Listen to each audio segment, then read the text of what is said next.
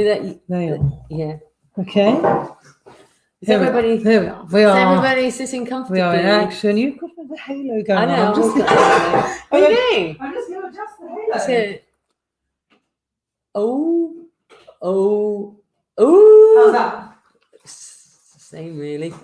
We've got a couple of uplights. Now you've got one. Hi, everybody. Hi, everybody. We're just sorting out the lighting. There we go. Here we go. How are we doing? Hi, Kerry and Martin. What's the state of that picture? What's happened to the picture? What picture? The picture behind you in your shoulder. Oh, is it wonky? It's Well, let's just proper hide wonky. it. Do that. Hi, everybody. It's Thursday. We've got a lighting problem today. Bear with me. It's Jude's got ants in her pants. She's up and down, up and down, up and down. What's wrong with the light? There we go. It's fine. It's fine. Put the halo back on.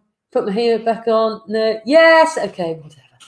Hi, everybody. Nice to see you again. Hi. It is Thursday.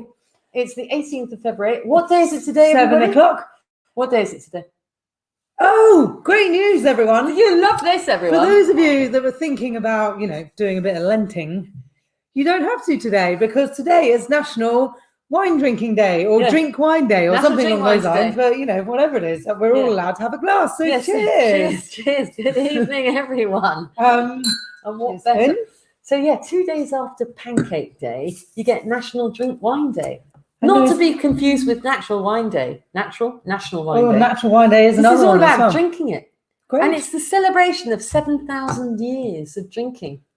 Apparently, they started drinking 7,000 years There you ago go. on the 18th of February, And long may it according continue. to the Gregory calendar. Oh, Excuse me, baby, dog. baby. What you do? Get back. So hello's to Kerry and Martin, and to Emma and Tim, and Luke and Simon, and hello Clarky and Bob and Is that Nikki. everybody? Hello, We've and got everybody. Felicity and They're still following Jane, us. They really must be bored, mustn't they? Penny and Woodsy and Swite and Epsom Hockey Club as a whole are just there drinking wine. Lovely to see you all. It's Portuguese night. It is anything. What? No. There's life More- beyond port. More than just port. More than just In port. fact, so In fact, we're we're not not really in- going to talk about port. we're in our Verde. Veg. But we'll tell you about that because actually it's a bit misleading. This. So what's news apart from we're all allowed to drink wine today because we're celebrating? Oh, and David. Sorry, hi David. Did everybody eat pancakes? Have we got any? I don't know. What's a And special if pancake? you ate if you My ate pancake, my favorite pancake is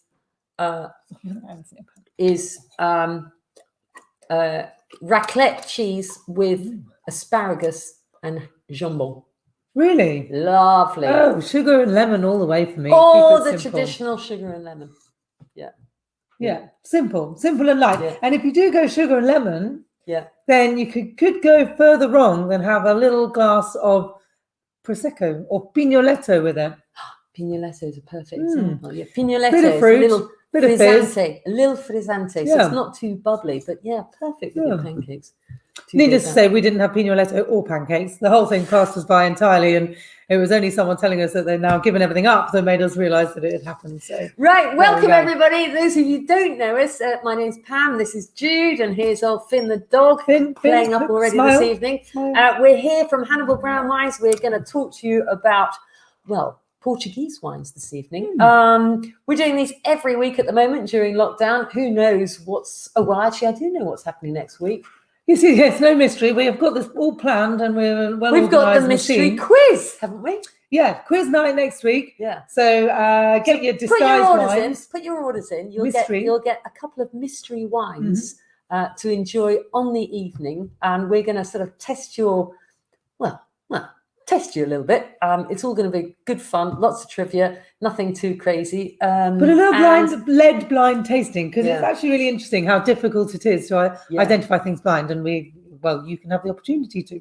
Yeah. So why anyway. not? Why not? But this evening, Portugal. Yes, indeed. Oh, and just after the quiz night, the following week is Oregon. We're going to talk all about Oregon, and we've got two lovely wines. Oregon. I don't actually know what the Oregon accent is, but we have something like that. Although I think that's They always say the south. they always say they speak slower on the western side. Is that right? Yeah. Okay. Well, because the Easterners think they're dimwits. Oh, really?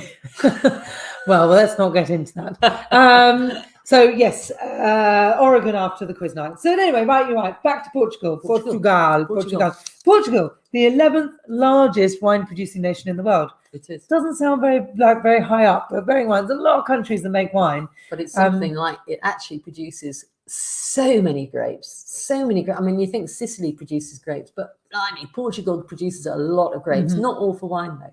And I'd be interested to know if people actually go to Portuguese wine other than port. Like, do people see a Portuguese wine and go, "Oh, I'm going to try that"? Because it has to be said, they have their challenges, mostly in that they've got a lot of indigenous grape varieties. Well, the Portuguese, the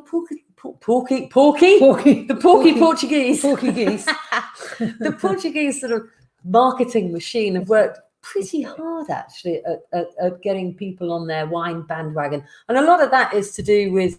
Well, it's to do with port kind of like going out of fashion. And bear in mind, back in the day, port represented over 50% of everything that was exported from Portugal. It was massive. And the majority of that was going to good old Britannia. Yeah, absolutely. That was made for us, really, wasn't it? Yeah. And so, it formed a massive part. But of course, times change, flavors change, people's palates change, and port, in recent years has gone a little bit out of just fashion. Really, just gone out of fashion a little bit. Nothing wrong with port. I love a bottle of port, but it is ultimately it's a lot more higher alcohol, and maybe people prefer something a little bit fresher, lower alcohol, and more guzzleable. Well, and speaking of fresh, low alcohol and guzzleable, here we move on to our Vinho Verde. But it's not pronounced Vinho Verde. We all pronounce it Vinho Verde. Because that's what it says. But actually, except it doesn't it doesn't say it there. It says on the back. There we go. Vinho Verde. For all those who don't speak Portuguese, it's pronounced Vinho Verde. But it's Vinho Verde. Veg or veg, depending on where you're from. Yeah. So the veg bit, you don't pronounce the E afterwards. And it does sort of mean green, but not green as in green as in green and crisp and sort of fresh and sort of off ripe almost. Yeah.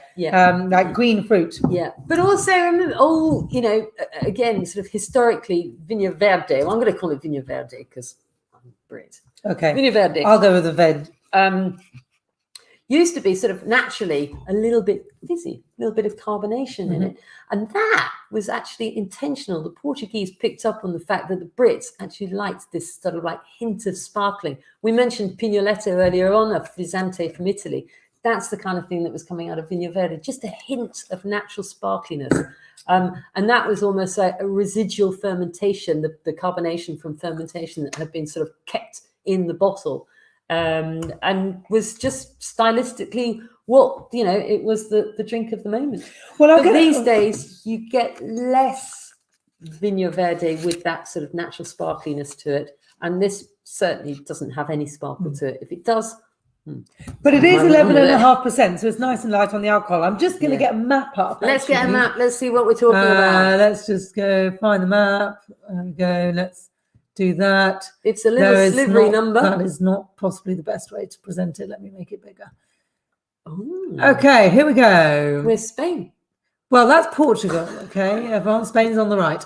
If the big green area at the top is the Minho region, where Vinho Verde comes from. Yeah. Okay, and I can zoom in on that a little bit. So there we go. So yeah, this green area is Minho. Vinho Verde is the wine that you find there. Now, not all Vinho Verde is white. You also get red, but it is like 86% white wine comes from this region. But important to note, we're looking at the absolute northern part of Portugal. Bear in mind that there's a bit of Spain in the north of that area. Yeah, I can do that actually. I can do a bit of Spain. There we go. There we go. So there's Spain, like proudly. There's Vinho Verde. There. Yeah. Dollop of Spain above the Vinho Verde area. So important also that Porto is actually situated in that Minho region, and Porto is the mouth of the Douro River, which is the river that runs all the way into the port region, which is the purpley bit just to the east of Minho, which is where all the port's produced. Okay, right. There we go. So we all know where we are. So yeah, Minho up in the top is the region. Vinho Verde, not a grape, not really the name of the region. No, it's kind just of the name of the wine. what the wine was and how they wanted to sort of like present it, really, wasn't it? But this is a very different style. And the reason we love Afros, and that Afros is the name of the winery, Loureiro is the name of the grape. Now, there's two grapes. Well, there's lots of grapes, actually, which go into Vinho Verde or allowed to, or Vino Verde. Loureiro is one of the white grapes, which tends to produce wines which are quite sort of a bit more aromatic, kind of luscious. Alvarinho, which is the Portuguese name for Alvarinho. So, massive difference. You lose hundreds of points if you don't guess what that was meant to be. Is another main one. Then you get wines with a bit more minerality and a bit crisper. And then there's Arinto is another white grape, which is one of those Portuguese ones that you've never heard of. But we need to talk specifically about this wine, actually, because this guy, and this wine is probably not what you would ordinarily expect from Vinho Verde. And it is to do with the naturalness that comes out of the winery and the winemaker himself. His name is Vasco Croft. Croft being a terribly English name, terribly British. And he would have been from the original Croft family, who were from Hull. Hull. Yeah. They were from Hull a while ago now. That, in fairness, and largely responsible for the success of port, really. So all those English names that you see in the port region, Croft, Dow's, Taylors, they were Irish, Taylors, Graham's, all originally British families who ultimately went over there, found the opportunity, and started sort of like shipping it like billiard. Anyway, so his ancestry. Vasco Croft, the winemaker here, is from the original port family, but he's very Portuguese these days. And he bought this vineyard. You couldn't really even call it a vineyard, actually. I think it was in the 70s or 80s. It was proper rundown, overgrown. The whole place was a disaster. But he saw an opportunity, and he really embraced natural winemaking. What do we mean by natural winemaking? Well, what do we mean by natural winemaking? Finn should be able to tell us now on his own. But so this wine follows biodynamic winemaking. The reason I was wafting this label at you is because it's also got the official organic leaf on it. So it is organic, but they also follow biodynamic practices, which are very, very sustainable and look at the sort of farming as a whole. And some of you guys who have listened to us before will know that we harp on about biodynamics occasionally, but it's very much a sort of ethical, spiritual, and ecological approach to farming. Okay, in a nutshell. And we're going to show you we'll see if this works, because I'm going to try and share a bit of a video of these guys with you, because basically the Afros winery lot are a bunch of hippies, but in the loveliest way possible. But they're very spiritual about their approach to all of this. Okay. And this is the 2018 vintage of this particular wine. 2019 vintage is Afros's 10th vintage of this particular wine. So it'll be its 10th birthday when it comes out. Yeah. So just going back to biodynamic, remember we've talked about organic, and organic is wines that have actually got minimal or ideally no chemical intervention whatsoever. So no spraying in the vineyards, no chemicals, no pesticides, nothing, no nasties, which creates this organic wine. Biodynamic wine is a step beyond organic. So it's following all those organic principles and more, being very, very natural. So whereas no chemical intervention with organic, with biodynamic wines, it's actually almost like no human intervention. It's basically just embracing those grapes and going, you know what, whatever the weather does to you, we're just going to pick you and let you do your own thing. I also just want to say, because actually biodynamic, I'm not sure whether, why is it called biodynamic? And the biodynamic is the dynamic, the sort of twin dynamic between what's up there, the sun, and the earth. And that's what they do. That's what they talk about, the biodynamic. And whereas, and also biodynamic is farming by lunar principles, by the lunar calendar, as opposed to normal farming, or more sort of 21st century farming, which is by the solar calendar. But biodynamic kind of turns the whole principle on its head, whereas the solar calendar is all about the sunshine, the biodynamics is more about what comes from the earth. So it's very much the vineyard. The other way around. It's the other way around. It's the vineyard as a whole entity. Yeah. So the idea is you make sure you've got really good, happy soil. Yeah. Because then you're going to have happy vines. If you've got happy vines, then you're going to have good quality fruit. Yeah. So you need happy cows to fertilize those happy vines. Exactly. So have animals living on the land, so it's self-sustaining. Yeah. So you don't have to intervene in the vineyard. It just sort of looks after itself, but also will keep itself nourished for the future. So you're not drawing from the soil, but you're giving back to it at the same time, but without having to do very much. Yeah. So a typical biodynamic vineyard, if you walked into a typical biodynamic vineyard, you would not expect to see beautiful, beautiful rows all neatly pruned and what have you. It would be probably an overgrown mess. And the only thing that you would see in there would be growing with sort of cover crops, just like natural flowers. Wildflowers in the vines. Yeah. Nothing more than that. So nothing more than that. They never till the soil. They leave the soil as it is. And the consideration is that actually if they don't till the soil, then the soil will eventually find its own natural pH and thrive. Yeah, so it's all very wholesome. Good stuff to it. It's a very lot of good wholesome, stuff. very natural, and it's good. Yeah. Emma, we're just asking to say, about when you're out there tilling your soil, think twice. Yeah, get some capsule in your garden. Don't do anything. So Emma was just asking about the canapes. So I suggested getting your tin sardines out and keeping it simple. Say, shut up out the wine. Where are the canapes? No, she's been remiss on the canapes. But yeah, really good quality. Portugal, if anyone's been flown into Lisbon, grilled sardines. The most amazing shop in the whole airport is the sardine shop. Yeah. Isn't it? You walk past it and it's floor to ceiling. It looks like a sort of carousel of beautiful coloured tins all piled up in different... It's Portugal's answer to spam. Spam and chips, spam and peas. Yes, but done in a more sort of Portuguese way. But yeah, tin sardines, you can do so much with them. They're really good. Yeah. And the couple of recipes I popped on there are so simple. You know, get your cucumber, a little bit of soy sauce, some sesame seeds, a bit of spring onion on a little piece of tostados. Delicious. Or the ultimate, a fresh grilled sardine. Well, I didn't want to stretch everyone too much, you know. And with this wine, stunning. Yeah, perfect. Now, anybody who's drinking this Afros will notice that actually it's got quite a lot of weight to it. And the colour is kind of it's almost a little bit rich in colour. Yeah, and in actual fact, some people might find that it's actually throwing a little bit of sediment. That is normal because this wine is unfiltered, unfined. It has had, and it's been sitting on lees, and the lees are all the residue from fermentation. So the lees is the residue of the yeasts, basically all the skins, all the nastiness that sits in there. But actually, it's been sitting on those lees to just like encourage more and more and more characteristic. And yeah, should we show the video? So it gives it a richness. Yeah, so here we go. I'm just going to talk a little bit about Afros. So what we've said is that we're going to show a video. We don't do that very often. That's because might not work. They're a little biodynamic winery.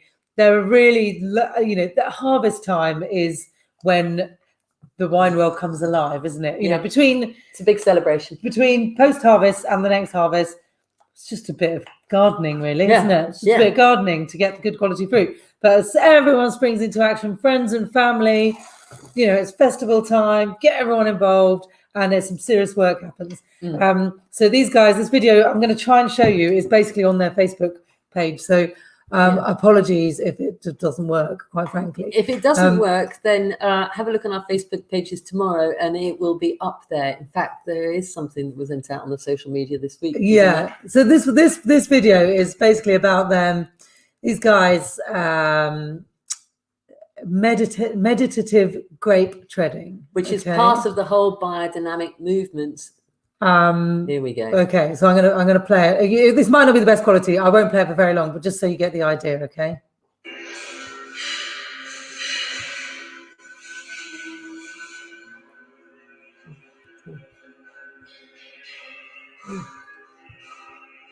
Oh. Okay. I'm not sure if that's actually. Let's do this. Is it working? There we go.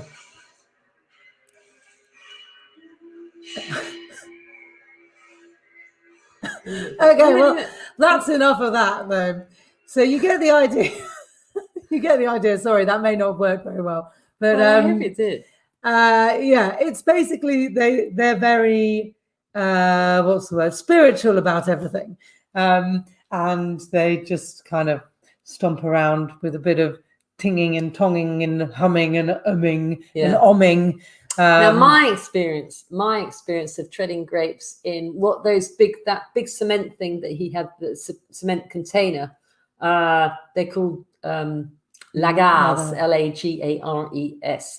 And my experience was actually there were about 10 of us, all shoulder to shoulder, arm in arm, and we basically stomped all the way up one way and all the way back the other way. And we were in there for between 4 and 6 hours. And once you're in there, they don't let you out.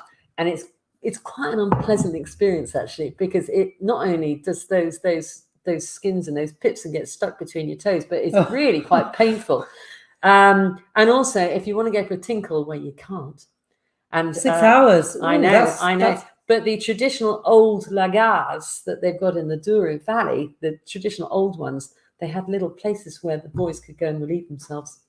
Lovely. Actually built in, but you were not allowed out of those lagars until the grapes were all completely fully trodden. Oh. And bear in mind, I mean, what they were treading in there, it looked like the juice was out and their job was done, but it wasn't in actual fact, because you've got to pull out as much skin pigmentation, as much color, and also the tannins in those grape skins and the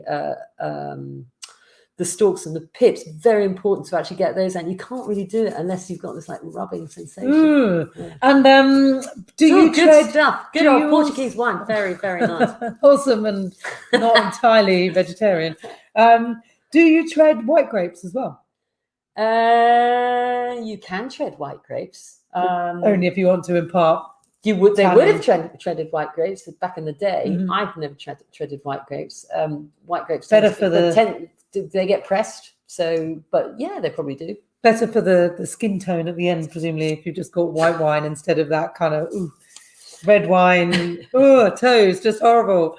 But anyway, so yeah, just to point out, so not most wineries don't work like the one that we've just seen, but you know, there's something lovely about Vasco Croft's Afros winery, and a nice little ditty also is that, you know, if questioned, when are his grapes ripe, what does he do? Oh, yes. He goes and gives them to the horses, and if the horses are happy to eat them, then they're ripe. As far as he's concerned, these horses, there's 3, I think there are 3 horses. Yeah. And he takes the grapes to them, and they will only chew on them and eat them, take them from him when they are at optimum ripeness. So, you know, it's like a sort of daily offering to the horse gods. Yeah, are they ready? Well, they get their big nose turned up at them. So there you go. Quite interesting, actually. But so going back to this wine, though, it has got this kind of quite weightiness to it. There's an element of sort of like salty minerality to it as well. But I think that weight is kind of unusual. And as I said, it's not what you generally expect from traditional Vinho Verdes, which are much lighter green and fresh. This is very stylistically individual. And actually, I'd be interested to see what people think of it. I mean, I say Michelle Clarkey said we like it. Personally, well, I speak for both of us. We absolutely love this one, because if you like a lovely, fruity style wine, this has got so much flavour, but light on the alcohol. Yeah, light on the alcohol. And it's not, although it's biodynamic and got, you know, made by hippies, it's not too weird. It's actually really quite nice and bright, and you wouldn't know it was biodynamic. Yeah. Apart from the fact that it's, you know, very, very good for the world and good for the planet, and it says on the label organic. That's it. But if you want to know more about Afros, go onto our website and also go onto our social media, because we've been posting quite a lot about Afros this week and how that winery works. And they are, you know, they're kind of very, very intriguing individuals working there. And what they do is it almost goes against the grain of all types of winemaking, and yet they still manage to produce something that is so natural and not too weirdy-beardy. I'm sure they're going for the weirdy-beardiness. So the Afros retails at $16.75, so it's not the cheapest, but it's good. Yeah. Okay, and they do make a red. We don't list the red because now that is a bit weirdy beardy.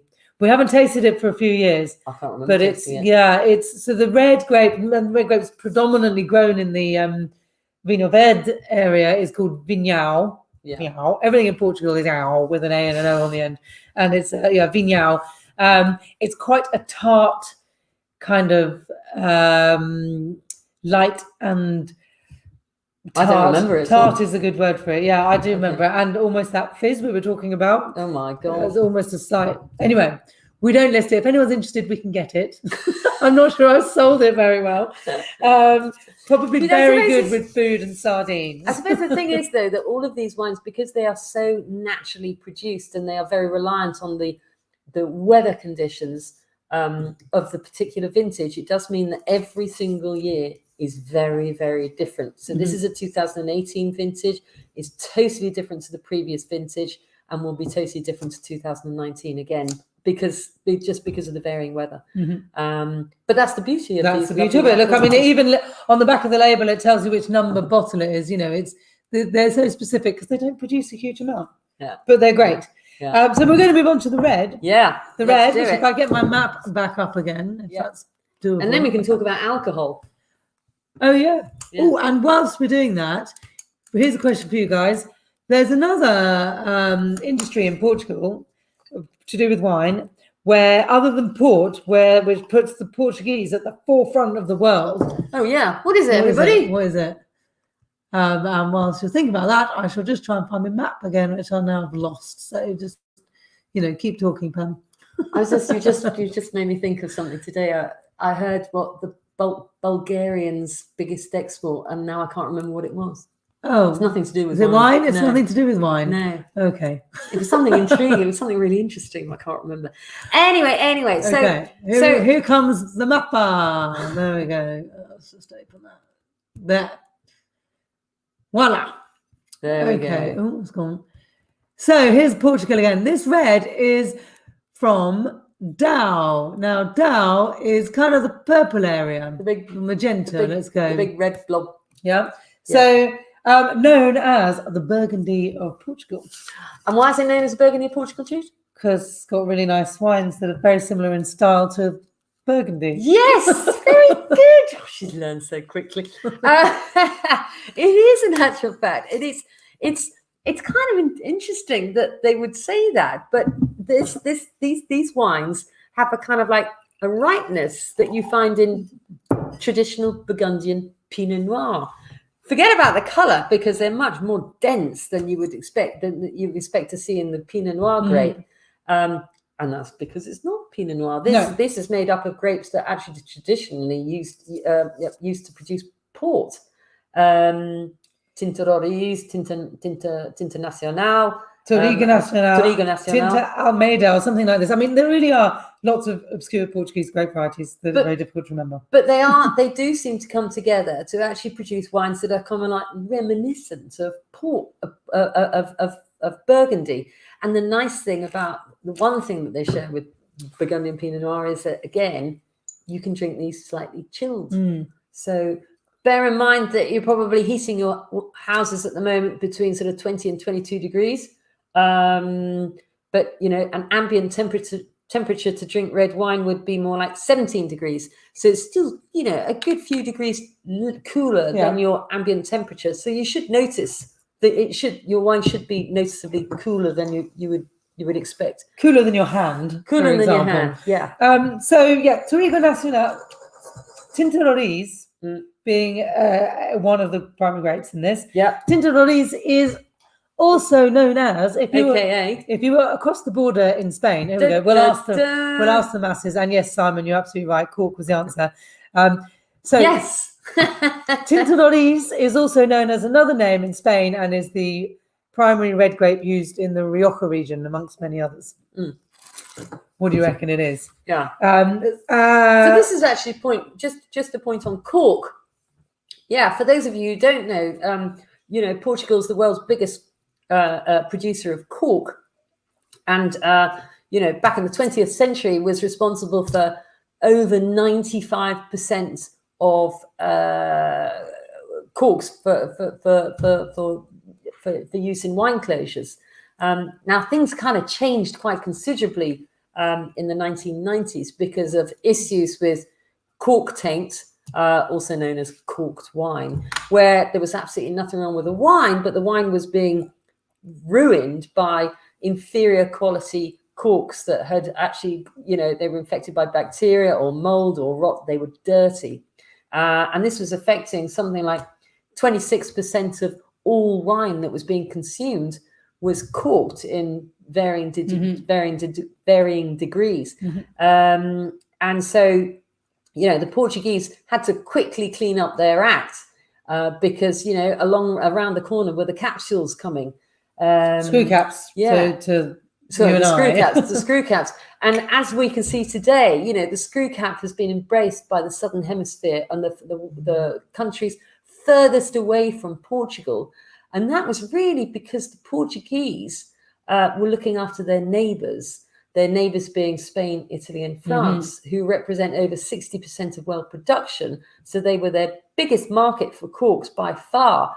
But if you were little diddy New Zealand or little dinky South Africa or, whatever, then they were just sending the rubbish corks. Drakes of the lot. Rubbish corks over there. And so as a result of that kind of like poor supply from Portugal, they lost a huge amount of business when those Southern Hemisphere countries said, well, actually, we prefer the screw cap option.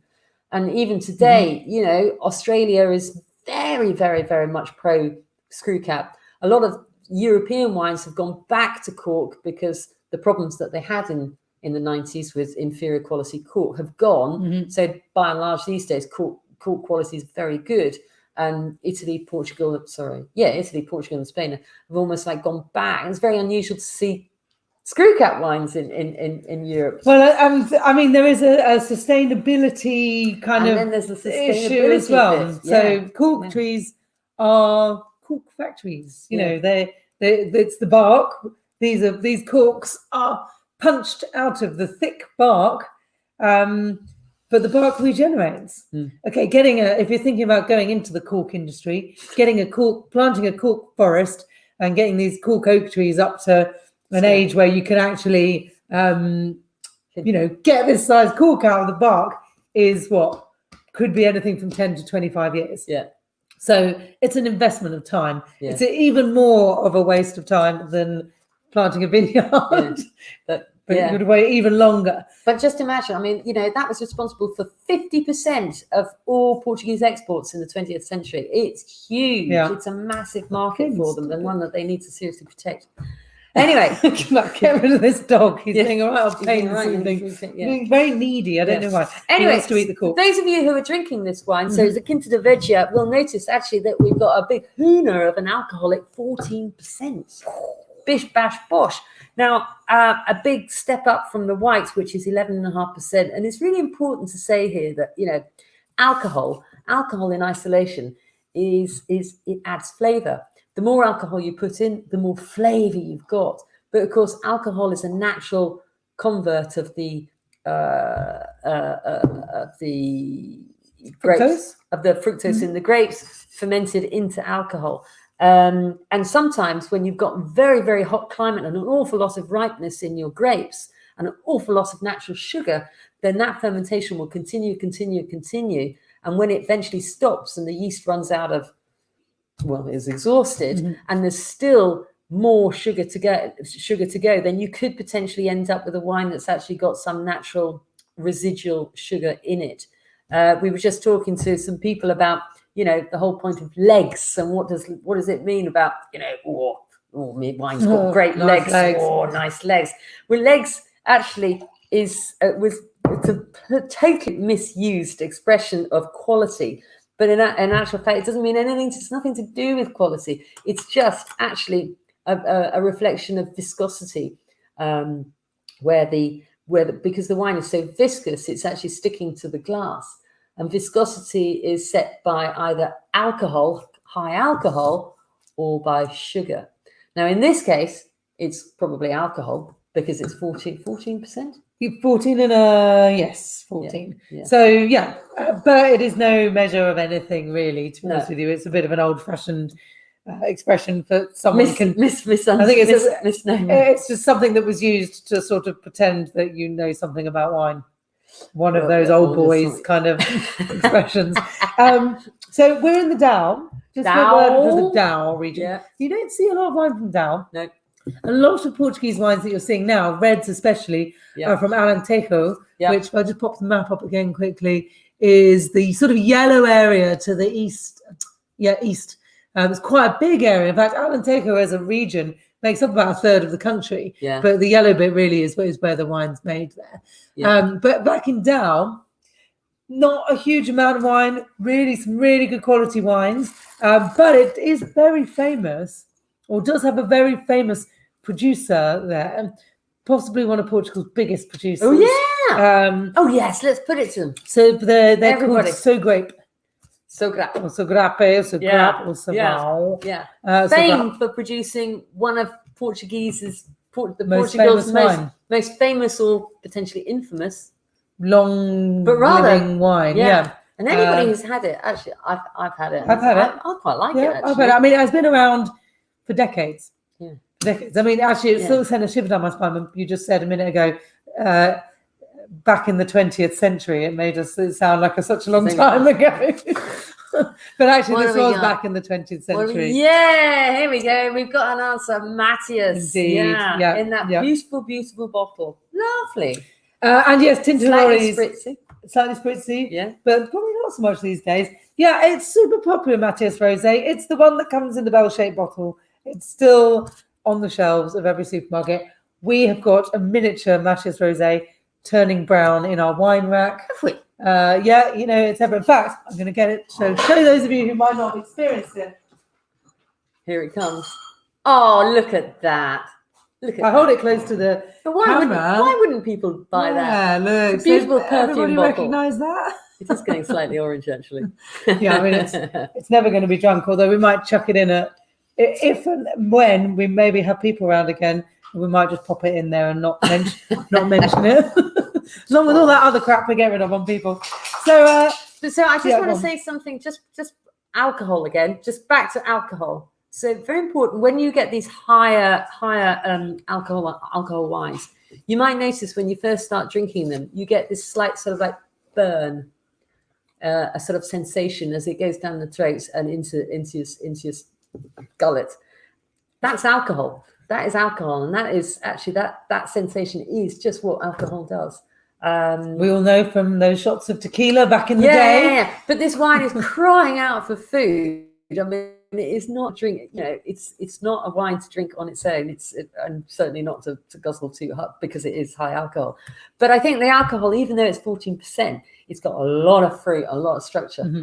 And I don't think it's out of kilter. No, I don't. There's some wines where the alcohol is too high, the alcohol sort of like overpowers the rest of the wine. And that is, that's kind of like reflection. It's not great winemaking, is it? Yeah. I mean, there's certain things which can mellow out with age, but the alcohol level, and I always find this amazing, but the alcohol level on this bottle now will be the same in 10 years' time. That's one thing that doesn't change. Yes. So if it's out of balance at the beginning, it's going to be out of balance when everything else is mellowed. It's probably even worse. Yeah. So it's quite high, but with the right, and even with that sardine canapé, I put a cheesy one on there. So you got your tostados with a bit of strong cheddar, lovely sardinia, and horseradish with some chives. Ooh, sounds nice. You can do anything with a tin sardine. They really are incredible. Yeah, very nice. I'd like to know whether anybody's got any opinions about this wine. Let us know what you think about this wine. So here's the thing, though. Actually, for those of you who aren't drinking it and want to know more, I think this wine so overperforms. It's £13.50. £13.50. Actually, it's £13.55. God knows why it's a 55, or I don't know. But anyway, it's £13.50. I think actually for £13.50, this is a massive wine. Really good value. It's 2016 vintage, so it's got a few years of age, which is why it's kind of mellow. Yeah. And you can almost see it in the colour, but it's going to develop. It's like drinking a really nice mature wine. Yeah. And actually, also, just think on that point, in actual fact, I sometimes have one criticism of Portuguese wine, that it can be a little bit expensive. But I think for this, I think it's fantastic. Bloody good value, yeah. So what you've got here is a kind of quite an elegant wine with a bit of age. Yeah. If you move further south to the Alentejo region that I just highlighted, from there is where you see a lot of wines these days. And what Portugal is becoming quite well known for is some really big bruiser reds with some quite high alcohol content, because it's hot down there. Yeah. And they're good. I mean, they're fruity and punchy, and big and bold. And you need some, you need to get your piri chicken and barbecue it again with some barbecue sauce. More piri. Yeah, with more piri, but less spice. But they're really good wines, and you do get reasonably good value for money there as well. Portugal is a bit of a trailblazer in sustainability, which is brilliant. They're really making a point of saying, right, we are going to look to the future, because that's what sustainability is all about. It's not just about being a bit organic and not using toilet roll anymore or whatever. It's future proofing your vineyards. So you want to make sure that you're farming in a way that you're producing grapes, but also in 20 years' time you can still be producing grapes in the same way, and you've not reaped the soil of all its goodness. So you're kind of giving back whilst taking away, as it were.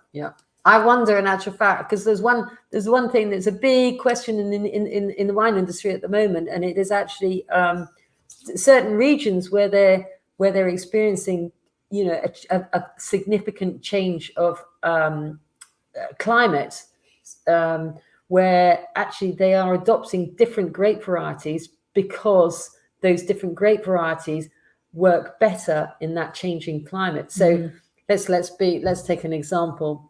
Cabernet Sauvignon in Bordeaux potentially being grubbed up in favor of a different grape variety that can cope with that changing climate. And that's a big question for the wine industry at the moment, because then suddenly you lose all of the characteristics that are, or the definition of what Bordeaux originally was. And should it be permitted or shouldn't, or where do you draw the line? Because I mean, ultimately we could have an awful lot of vine grubbing up and replacing with different, and we're all over the place. Well, are we at a turning point? What will Italy do? They've got thousands of grape varieties. Well, true. I mean, even more complicated. Are we at a turning point? So I don't know if anybody else listened to Radio 4 this morning, and with Kermit. Bill Gates did a 15-minute lecture. Kermit the Frog. Did a 15-minute lecture on how we can prevent climate change. It was really interesting, actually. But this is another big turning point in time. Phylloxera, that bug that killed all the vineyards in the mid 1800s, that was a turning point, and vines disappeared and new varieties. Bordeaux used to be mainly Malbec and Carmenere. Don't really see it anymore because since then. So it is, we could be at an evolutionary change. Yeah, we could be. And Touriga Nacional, one of the big grapes in Portugal, could be the main grape you see growing in Burgundy, perhaps. But is actually the main grape grown in port, grown in the Douro Valley and used for port. And it's also the main grape in here. Another little factoid. But there we go. I mean, that's such a scratching the surface of Portuguese wine. There's so much. We've got another white we've recently added to the range, which is 2017 vintage. So it's got a little bit of age. Monte de Ravasqueira. In fact, if you just look up Portugal, you'll see it. If you They're also doing their sustainability thing. Massively sustainable. Cows in the vineyards, goats doing the pruning, all that sort of stuff. Solar panels. It's great. It's really good stuff. So if you like a nice, rich white wines, then definitely have a little look at that one too. But really, if you haven't got the Afros with you and you do like your white wines, try it. It's so good. It's so different. So I'm going to do a quick recap. What does that say? Animal brown wines. You should do what? A TED talk. A TED talk. Maybe just as long as everyone's had enough wine first, Emma, then I think we'd be up for it. So next week is the big quiz. Get your mystery bottles. the mystery quiz. Get your mystery Handle's bottles. big quiz. £29. We'll send out your 2 mystery bottles, concealed, numbered, and we'll do a little bit of a blind tasting quiz challenge. Yeah. I love doing blind tastings because everybody gets it wrong, including me. I was going to say maybe I should conceal them for you and not tell you. We all get them wrong. It's impossible. It really is, but it's quite fun trying. Yeah. Week after, Oregon. Okay, so we've got 2 phenomenally good wines, organic wines from Oregon, the Evolutions, and I think we have tasted one in the last 12 months on one of these, but the 2 together, they're really brilliant blends of all sorts of different grape varieties. They are masters of wine making. And then is that the week after? I actually can't read that. Oh, it's my awful writing. Is that it? Does that say Argentina? Yeah. And it might be Argentina the week after. We have been working our way through some Patagonian wines, trying to find you something other than Mendoza. We tasted some Patagonia. So exciting. They were awful. Yeah, we are doing the filtering for you. This is like, we are here for you. They were really, really we are here awful. to not let you end up with them. But we'll get there. So Argentina might be the week after. If not, we'll put a fill-in week whilst we're still searching. Yeah. Because Malbec is obviously fabulous. But there's you know more what's going to happen, Argentina don't you? Next week we're going to go, and next week we're going to do Patagonian wines. Everyone's going to go, oh my God. Yeah, I'm not buying those. They sounded awful. It's got to say that actually procuring and tasting at the moment is really difficult. Yeah. Getting our hands on new wines is really hard. So we are doing our best to try and bring in some new ones to the range. And this Quinta de Veggia, the red, the Dow, that is brand new to our range and is really stunning. So if you like a nice kind of classic style red, Burgundian style red, but for $13.55, it's a no-brainer. And the other thing that we're just toying with the idea, and anybody who's got any sort of strong thoughts about this, please let us know. But we're toying about the idea of doing what they call in the trade a vertical tasting of some very old wines. Now, we probably wouldn't send them out in big 75 centiliter bottles. We may be forced to decant them into smaller bottles. Otherwise, we would break everybody's bank. We could offer, but we're just considering actually whether it's possible to do it, whether it's achievable. But if anybody's got a strong interest in that, then just let us know. I'll just quickly explain what a vertical tasting is. Yeah. So it doesn't mean you don't have to stand up for the entirety, and it's like first man down loses, last man standing wins. It basically means you've got a particular wine and you're tasting it through the vintages. So year by year, or it won't be every year, but the one we're talking about is our Rioja, our Vino Rioja that we all tasted the 99 together, I believe. And we do the 94 and the 2006, but we can also get older. Yeah, we can also get hold of a whole load of other vintages, and each one's so different. It's really interesting tasting them together. So we'll let you know on that one. Yeah. Right. I think that's a bit of a wrap for this week. Anybody got any burning questions? Is there anything else that we have to say obrigado for joining us. Obrigada. Obrigado. I can't remember what the plural is for generally everyone. Oh yeah. Obrigados. Okay. I think that's the name of a obrigada. Dessert in Brazil. Anyway, I forgot anything else we wanted to say. Thank you for joining us once again, guys. Join us for the quiz next week, our little blind tasting challenge. And please do something. If any of you guys are on LinkedIn, would you do me a favor? Would you do us a favor, please, and like our pages and share them with anybody that you know? We're still doing a lot of virtual wine events for a lot of corporate businesses, but we'd like to do even more. So if you know anybody who wants a corporate wine event, and please do have a look at have a look at all of our social media, please, and just do a bit of sharing. Share the love. What else have we got to say? Well, I think that's it really. Until next week. Week. Join us for that quiz night. But thank you again, everyone, for joining us. Lovely to hear from you. Enjoy your wines. Please feedback. Anything you want to see, give us a shout and let us know. Ciao. Ciao. Obrigada. Bye. Ciao. Bye.